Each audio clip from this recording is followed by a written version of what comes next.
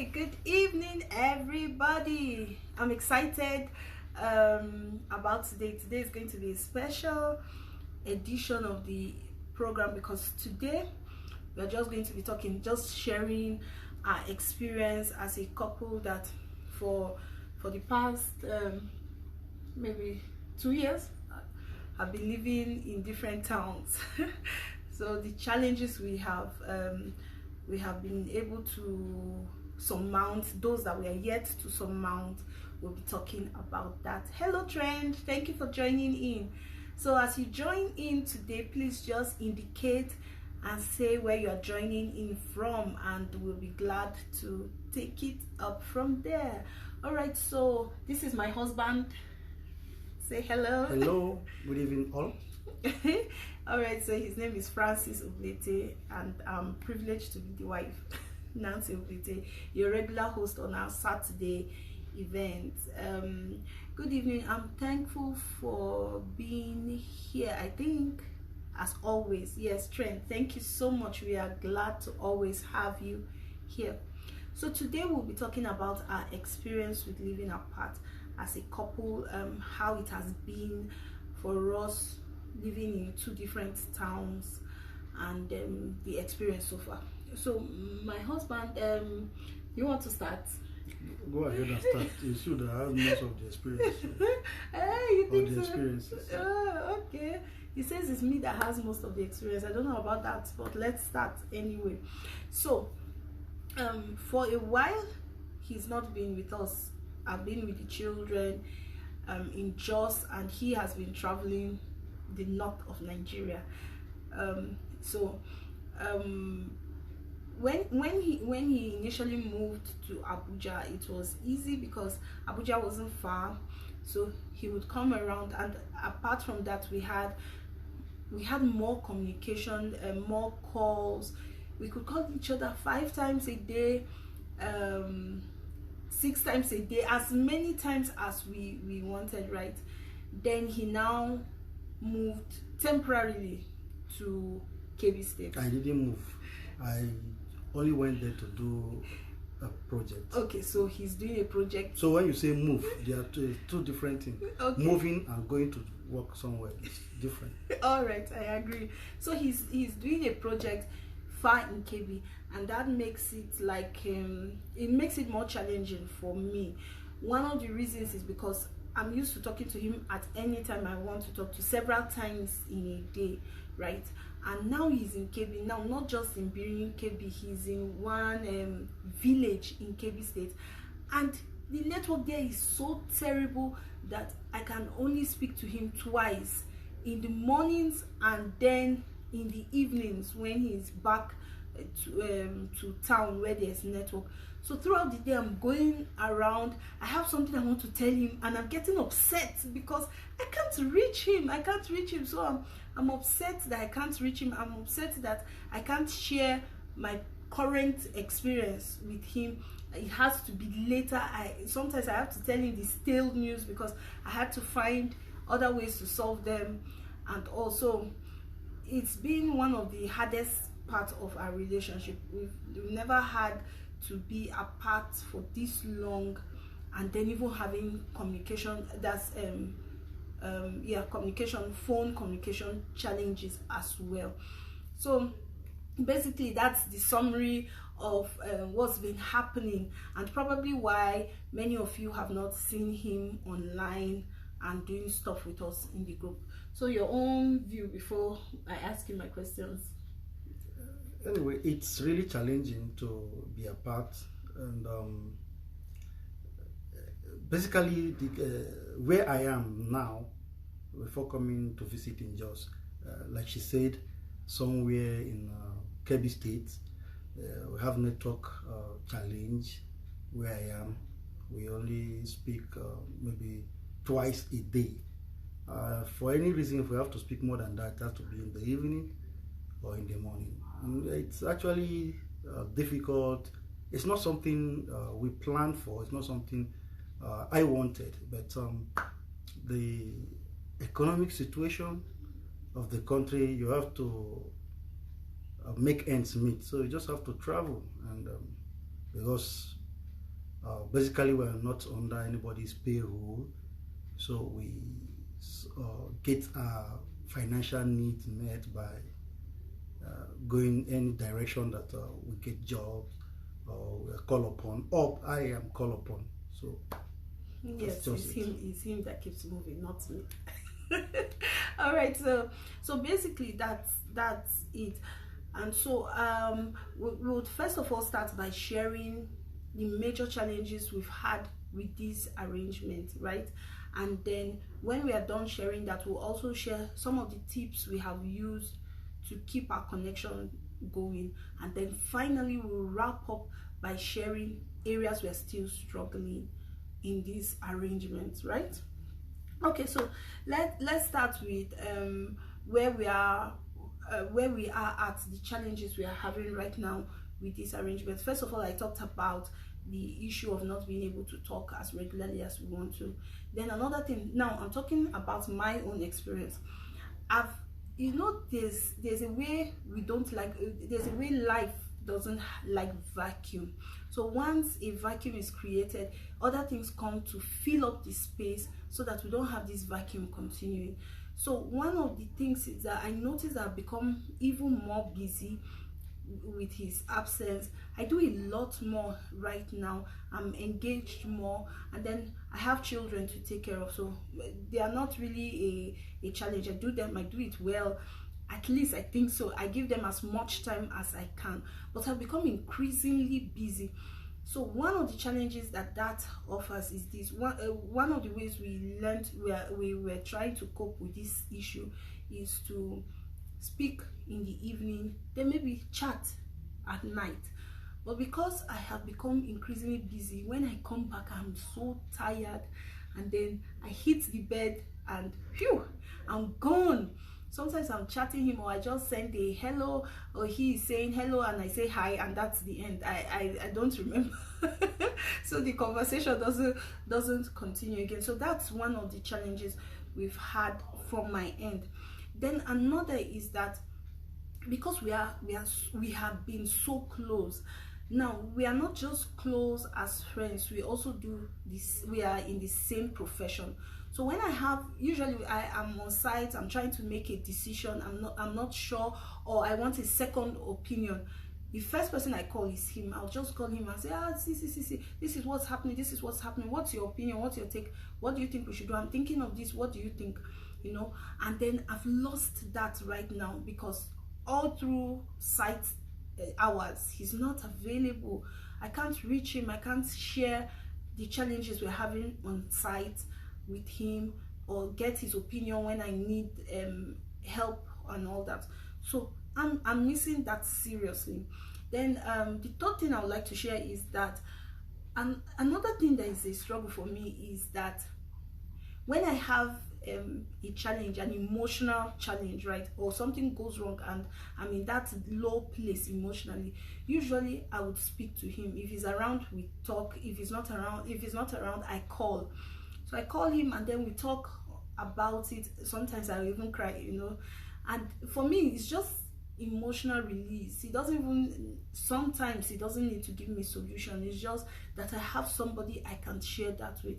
But so that has been one of my biggest challenges in this process, because right now I cannot share that with him. He's not there most of the time when the thing is happening, when it's hot, when I need to say, hey, I'm having this problem, love, what do I do? Oh, I'm having this problem, I'm feeling so bad, I'm feeling so down, and I'm crying, and all that.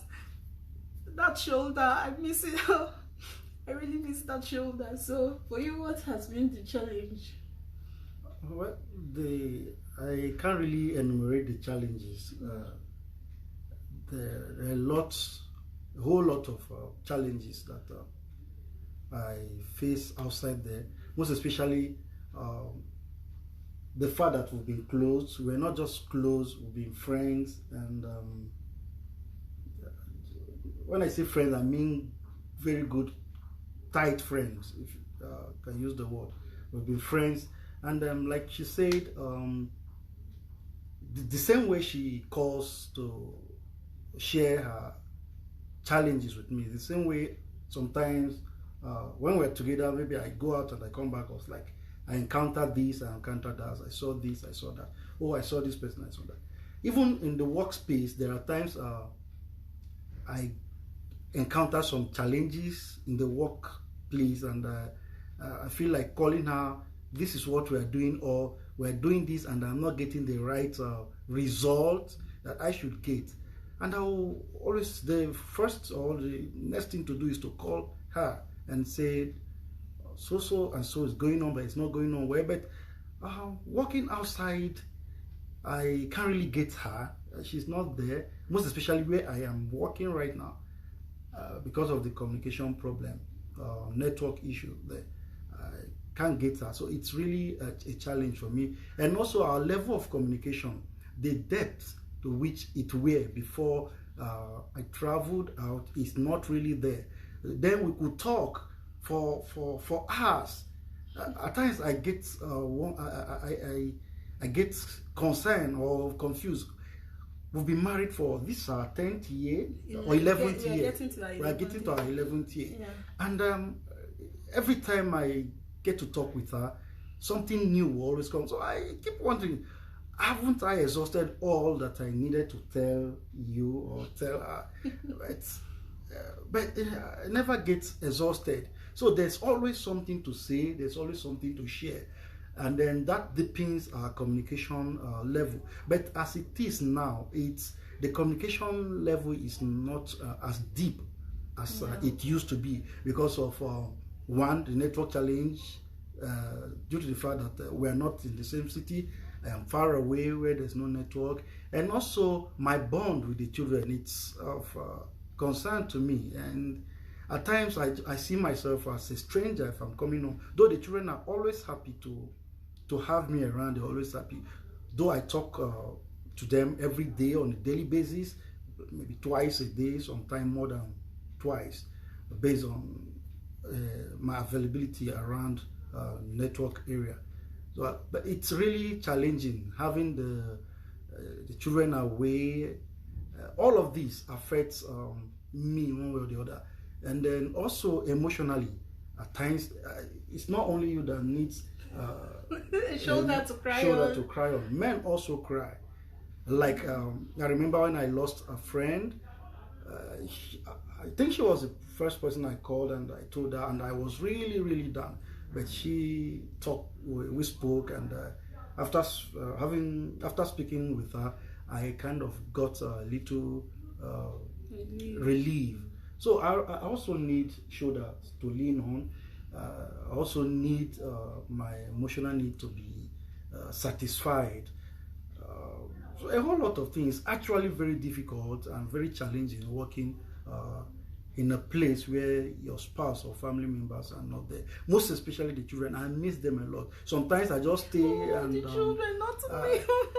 I didn't say I don't miss you. I said at times joking. I miss the children as well. I miss them. And sometimes it affects my decision on my work place. It's in fact, I just get to understand better when they say if you're happy at home, or if everything goes well at home, it will reflect or show in your work. I'm not having problem with her at home, but the fact that I'm not there and she is not there, it kind of affects me, and it affects my judgment and decisions on the work place. Sometimes I skip out some things and I come back to it. I was like, whoa, did I really do this, or did I really do that? And I just traced it to the fact that I've been outside, I've been away from her. She's for so long. I think this is the longest I've stayed from them. It's really, really challenging. You know, you remember when you suggested that you'll be coming to get some stuff in Abuja, and I should join, I should leave Jos and come over to Abuja. And then I was like, oh, that would be great. But then I was like, but the children also miss you. So if I come over to Abuja, it will just be me seeing you, and the children will not have that experience, that connection with you. So I opted to stay and wait for you to find a way to come down to Jos, right? So even me, I feel it for our children, because sometimes they are like, oh, we miss daddy. My daughter will say, oh, I wish daddy was here. Maybe something exciting happens. Sometimes we are just laughing, you know, and then she'll just go, oh, I wish daddy was here to share this laugh with us. And it hurts. Sometimes it's like, oh my god, my children, their childhood is taken from them and all. So even though we are working to ensure that this doesn't last for a while, we have also found ways to manage the situation so that while it lasts, it doesn't take a toll on us. Then when we finally stay in the same house, we become strangers to each other, because it happens to a lot of couples. So one of the things that we have done, you see, so sound now will go off. Okay, so I just had an interruption with my network. I hope you are still hearing me.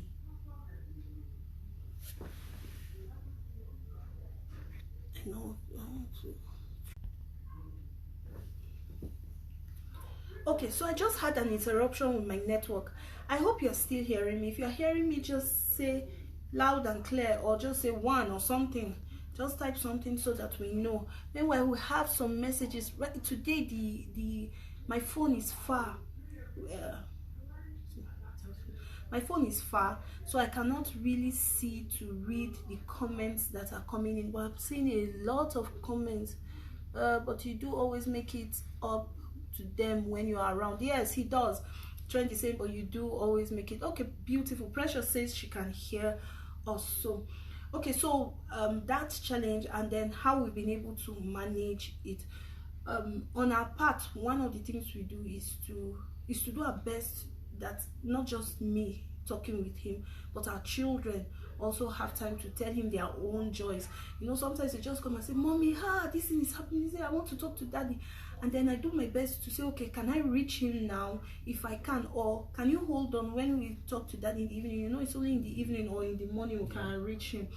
Can you hold on, so that when it's time, we give them listening ear, and then when he's talking with them, we decide to spend the money on calls, right? So he's not hurrying them to finish the conversation fast so that he can go off or something. We allow them to say what they need to say and to say what they want to say. Yeah. So what else have we been doing to help in this situation? Something happened yesterday when I came back on yesterday, right? Yeah. You came here. And she went for a radio program, and I was left alone with my first daughter. She's about 7, and every other person, her younger one, was sleeping, and so it was just me and her alone. We were in the room, and I got into asking her, so tell me, how is school? And she told me everything about school. Okay, how is church? She told me everything. So what don't you like? And she went ahead, said everything, and she also told me she missed the fact that I'm not always around, and I tried to explain to her, this is why I'm not around. You know, daddy is not a civil servant. Daddy is not working with any organization that will say you're receiving a regularized income. She was like, yes. So I have to move. I have to go anywhere I get a job to execute. I have to go, and this is the reason I'm going. Your school fees, your upkeep, everything. And I actually apologized. I told her I'm sorry for not being around, and I'm sorry that you are growing without me most of the time. You are growing outside my influence most of the time, but I'll make it up to you. So we decided to spend time together, just the two of us, and we talk, and I dozed off. I just slept off, because you know she's a girl, and you know women are blessed with verbal powers. So she was just talking, and I just slept off. I later discovered she too slept. So when the mom came, she took her inside. I didn't even know when she entered because I was tired. So basically, I create time for them when I come. Each time I'm around, each time I'm in town, I don't even go out. If I go out, maybe just to go and fix one or two things in my system, or just go shopping to bring for them. Sometimes I go with them. Sometimes I say, okay, let's go to this place. If I'm not going far in the neighborhood, we take a stroll. We walk around in the evenings like that. And sometimes I'm like, Daddy, I want to eat this. Okay, let's drive. Let's go and eat. Sometimes I was like, okay, let's go to the zoo,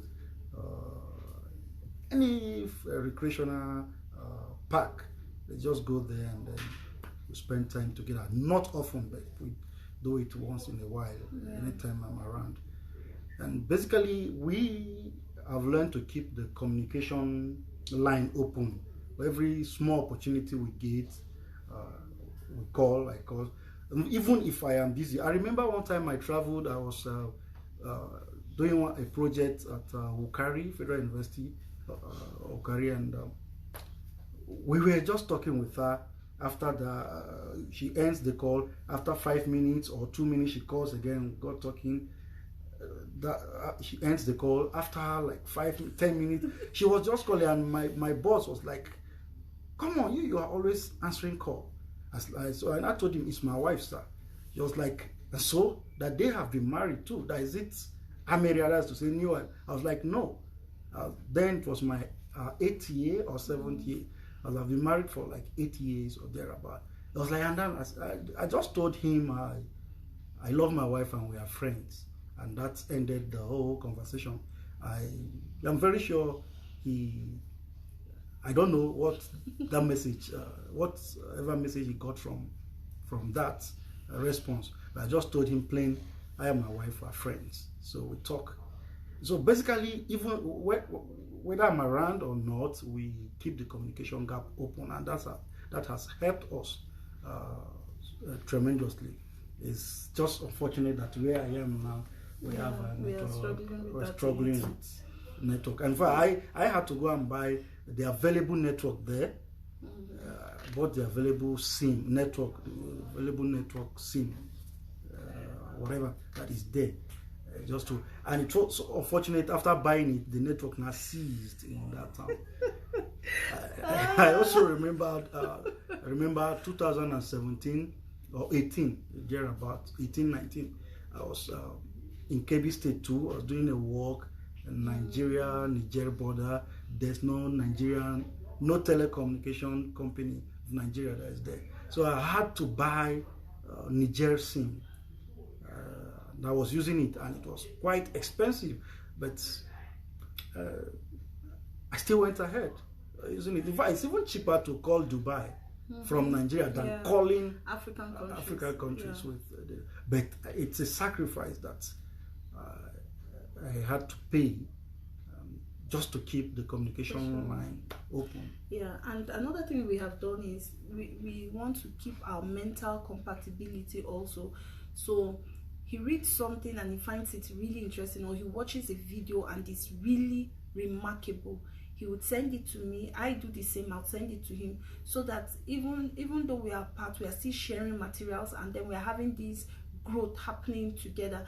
Maybe not as the pace is not as it used to be, right? It used to be closer, it used to be more, but right now we are making do what we have, and we are doing our best to still do this communication, to still do this reading together, growing together, so that we keep our mental alertness on the same level. Because sometimes what happens is that somebody has grown far beyond the other person, and to communicate becomes a challenge, to talk, because they don't find things in common anymore to talk about. Or somebody is talking about something and the other person is like, oh my god, are you still here? I've moved, in their mind.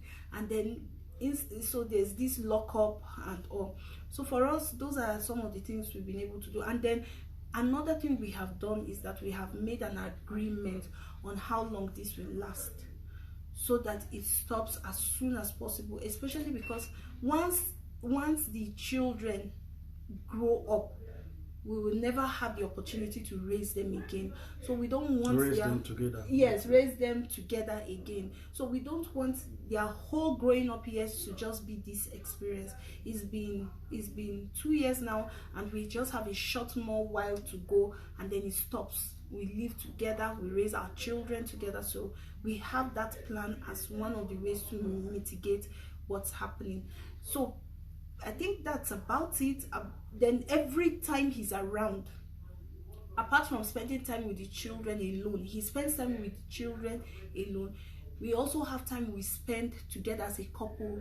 We go out, we do something fun, we ask ourselves open-ended questions, you know, what has moved, what has changed. Okay, so I'm back. I hope you can still hear us.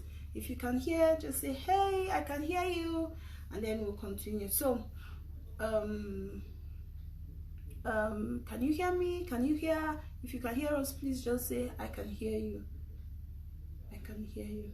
Okay, so basically that has been it, right, for our coping mechanism. So we spend a lot of time together when he's around. And when he's around, I do my best to shut down a lot of the other things I do outside the home, so that I can spend more time with him, and then we can have this connection. Beautiful. Thank you so much. You can hear us. So we have this connection. We spend more time together when he's around, because he's just around for a short bit. So we want to maximize the time he's around. We talk a lot. We look for fun things that we both enjoy doing. We do them together. He has time with the children. We have time as a family, you know, just a mix of everything that we can do within that short period. Then finally, what we are still struggling with. What are you still struggling with? The fact that she keeps, whenever she wants me back, she will just say, come so time, and it's not possible. It's really hard. One, the fact that where I am, it's a distance, and the road, going by flight is quite expensive. The last time I took flight from Abuja to the place, I spent just a single trip 48,500, and she wouldn't see reason for that. She was like, you just have to come. You have stayed this long. You stayed this long. Then I am at this place at the D-line or whatever. I am at that place. I need the project move fast so that I can finish and come back. She wants me to come, and the moment I leave my workspace, everything comes to a standstill. So it's like taking me back again. If something that I'm supposed to have done in a month, by breaking it and coming back and going back, it's probably going to take me a month and 2 weeks. Hey, we need you now, so more. you will spend the whole time or more. So by the time okay, I remember the last time I came, I went back. There were the boys that I left on site. There were a lot of errors. Yeah. That I noticed, and it wasn't really something that I wanted. I don't even want my client to see such thing. So some of these things actually put a constraint. Then I'm at this place. Should I go or should I not go? And I check the security or insecurity situation on the road. Check the flights, tickets to come and to go back, and all of that. My whole head just starts aching, and it's like a huge burden. Sometimes I get to try to make her understand. Please, I'm sorry, I'll come so see the reason why I've not come. But sometimes she doesn't see any reason at I try, all. I see it sometimes. You do, but it's really, really painful that you are trying to make ends meet, and you are trying, and I'm doing it for them as well. Most of the times, all the proceeds I get from there, they don't come to me. They're like, just push it to her. I push it to her. Yeah, that's true, Sha. I wonder at times, why would she see reason for this? She will come now, come now, come now, come now, come now, come. Yeah, And you just have but to. you know that sometimes when I'm even asking you to come, it's not necessarily about me. It's because I feel like there's something important that's going to happen in the children's life, and I don't want you to be out of it. I don't want it to just be pictures that you are seeing. You are not there to experience it with us, you know. And then sometimes the children are happy, but they are also feeling like, oh, but that is not here, you know, that kind of a thing. So it's not necessarily because I want him here for myself. Sometimes, not always, not always, sometimes. Most of the time. Most of the time. Yeah, this for the children, right? Something is happening, and I want them for him to be part of that story, because it's about creating memories for them, you know, and all. So that is his own struggle. My own struggle has been, first of all, I never imagined that my children will grow up like this. Nobody imagined it. Yeah, so I'm having that struggle, right? My dad was always there. My dad virtually hardly traveled at all. That is where the problem is coming from. Can you imagine you? So he had always been home with us. In fact, sometimes we even wish he would travel, you know, let daddy travel so that we have fresh air. Daddy hardly traveled. He was always there, always there. Sometimes he would follow us to school even when we didn't want him to go. So it's been my picture of a home, that we should all stay together in the same place, in the same town and everything. And that's why I am so getting excited that we've done 2 years, and very soon it will be over. We'll be back together. All right, so that's one of the struggles we are still battling with. He knows it. Sometimes when he's going, he's begging, I'm sorry, you know, I have to leave, you know. And I'm not saying anything. In fact, if you are there, you'll be wondering, so why is he begging? It's even better she says something than not saying anything, because her physiology, her body language and everything, you understand, when you are not in tune or in agreement with somebody, if you are wise enough, you'll be able to discern when somebody is saying, okay, you can go. There are times you even be saying okay verbally, but the physiology doesn't tell. It's saying something and then somebody may be there and not even notice that there's that thing, you know. The person will be wondering, why is he begging? She said goodbye. You know, that kind of a thing. So we still have that struggle. We'll probably do until we finally settle down together, right? And then for me, another place we are struggling right now is how to keep communications as effective as it used to be. Now we are having the biggest challenge we've ever had in our rapport as a couple, especially now because of the challenge with communication over there. So we're not talking as much as we used to talk. Some of the things I want to tell him, I don't end up getting to tell him, because in my mind I would have played it over and over that I've told him. So when we have the conversation later on in the day or early in the morning, I think I've told him. Then maybe like 3 days later or something comes up and he says, but you didn't tell me this. I said, no, I told you. He said, no, you didn't tell me. And I'm like, oh really, I didn't tell you? Because in my mind, since I played telling him over and over, I assume I have done it. So we have those gaps right now, and it's something that we have not yet found a way to resolve. But basically, this has been our journey so far. This has been our story. I wish that I hope that this story, you have any other thing to the only thing I have is before you get married, or if you are married, you may have this ideal condition and perfect condition that once I get married, I and my spouse, we are going to be together. It's a fantastic idea. It's good and wonderful. It has happened in the past and it's still happening. But it's more realistic when you have an employed job, you have a regularized income, where at the end of every month you know that social amount is coming, or your work transfers you to a particular place and you are sure, you are certain that I'll be in this town for social number of years. Then you could move your family. But if you are in a situation like us, you never can tell, even though it's not what we or I prayed for or wished for. but I found myself in that place. And you just have to go, because staying in one place, if you are there and you are getting what to do, you are engaged meaningfully, it's fantastic. But if you are not in that position, just live with an open mind that somehow you can't keep moving your family for always. When you have you get a call that you need to be somewhere, and the maximum you can stay there is 3-4 months. Then you move with your family. After 3-4 months, you are moving them to another place. So you just have to get a base. And you see, Nigeria in those days are different, completely different from what we are seeing now.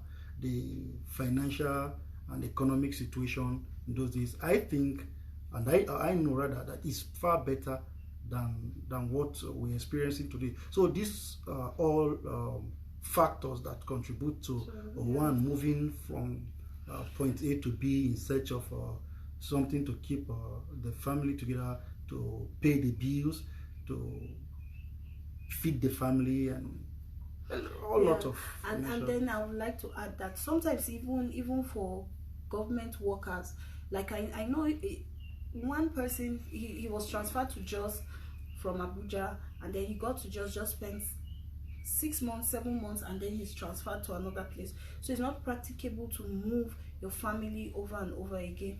But I would like to say that it should be the goal of every couple to stay together. So like what we did when we noticed that for this period, because as at that time we didn't have any other options on what to do with our finance, how to be able to take care of ourselves as a family, to raise our children in the standard we wanted to. So it was the option that was available for us. But we also decided to say, okay, while we are doing this, we are making plans to finally move and settle down together. So we begin to implement the plans, and we want to implement them as fast as possible. So we put a deadline, we set a goal up around it. We know what we need to do, the things that we need to put in place to have that happen. So we are working on it tirelessly to get ourselves back to a place where we can be together, and have something that generates money for us, that can keep us in the same place. So maybe you would want to consider that. Then something that other couples do is, if one person has a stable job and they have to transfer them every 2 years or 3 years, the other partner would probably not get a permanent job. We do something that when it's time to move, they are able to move. Then they look for options of, as soon as their children get into secondary school, they are in boarding homes, so that the movement for them is not as much as for the parents and all. So there are ways to manage it, because it's a modern day challenge. It wasn't there when our parents were living. It's a modern day challenge. The fact that both partners work, and then the workspace is not as it used to be, So we have to find ways to manage it. We have to find ways to work around it, to ensure that no part suffers because of the other. And then, as much as possible, look for options. Go beyond just the norm, getting a job or being a traveler because you want to have a job. Find other options that can help you eventually settle down early enough, especially for your young children, so that they are both parents with them, and they have the influence of the two parents raising them. It is critical for me. It's something I'm really passionate about, and that's why we are working as hard and as tirelessly as we think it's something that every couple needs to discuss. Before you get married, or even if you're already married. I think because it's a very major source of conflict, or major source of disagreement in marriage, having to stay around. Of course, maybe some people grew up not having both parents staying together, so it could play out in their life later when they are married. Some grew up with parents being together, like my wife did. It could also play out in their marriage or life later in life. I think what every couple needs to do is to sit down and discuss it, because it could be a very major source of crisis in the marriage. So you need to sit down before you get married, or if you are married, you need to sit down and discuss it. If this happens, in fact, it's a deliberate thing. You need to be conscious, deliberate about it, and then be open-minded, because it may happen and it may not happen. If it doesn't happen, fine and good. If it does, find a way about it so that it doesn't pull the marriage apart. And I think basically that's we teach this in our classes anyway, so I'm not surprised that it's coming our ways. Maybe you know, like they will say, the Hausa will say kuraya sema ganizawo ema kenshi, that is the medicine you apply for someone, right? You should apply it for yourself. So if we are teaching people about staying together, living together, here we are facing the same problem. And the reason we advocate that is not because we want you to stay together by force or by all means. It's because of something like this. Something may come up and it's taking your spouse away, and you really need to cope with it. So we teach that. Time will not allow us to go into detail of that, but and we hope that from this our small story you would have gotten one or two things. I still think that despite the distance and what we are complaining about, we'll probably talk more than even couples that live together, because we're intentional about it. We know that it's important, and therefore we deliberately do it. We deliberately set out time to have that conversation. I remember some time ago I said, we've not really talked for a while, and can we do chat this night? I will do my best to be awake, you know. And then he too sometimes is the one that says, I think that there's a gap here, what's happening, you know. Then we talk about it, and also we are doing everything we can to ensure that we keep the bond, we keep our home as much as possible one wholesome, even with this challenge we've had. I hope you've learned something. I wish that one or two questions had come in so that we can take them. I see Joy saying, thank you so much. Thank you for being very practical. I'm so glad that we did it. I'm so glad that our being practical is helping you today. So thank you for being part of Saturday Life today. Next week it will be something else, something interesting, and I hope that you will be there. But if you have any questions for us, please don't hesitate. Drop it in the comment section. I'll be sure to respond to you as soon as I see it and I can. Have a blessed weekend ahead.